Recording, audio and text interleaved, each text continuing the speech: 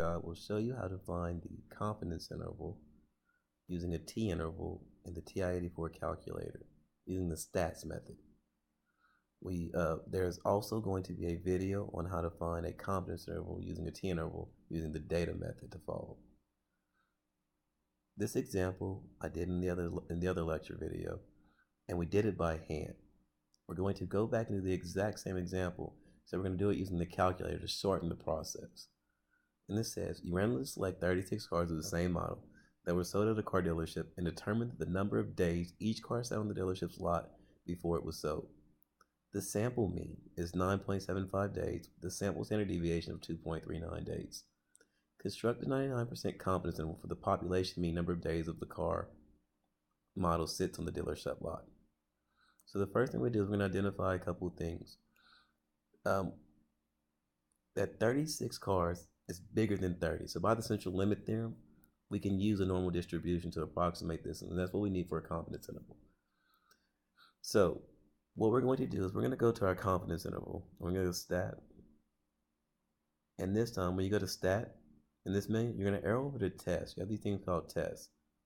And then test, you see all these different names for the test you have that you can run on this calculator. Well, this is, if you keep arrowing down, you're going to get to what we see as our, our first two things are tests.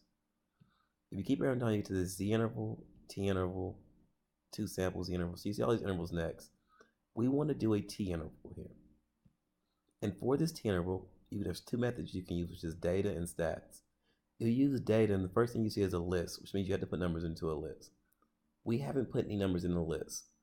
So we're going to go and arrow over to stats. And stats means they want the numbers to come from the problem. So here's what they want you to identify. In here, they want you to identify X bar. Well, X bar is the sample mean, and our sample mean is 9.75 days. So here for X bar, we're going to put 9.75. The next thing they want is S of X, or the sample standard deviation. Well, our sample standard deviation is sitting here at 2.39 days. So we'll put that in for the S of X. The next thing they want you to give it is N. Well, we know our sample size is 36. And that's right here. The last thing they want you to do is give it a confidence level, C level. Well, our confidence level, they want us to construct 99%. You need to write that as a decimal. Express 99% as a decimal, and that's 0.99. You arrow down to calculate, and then press enter on calculate, and you do that.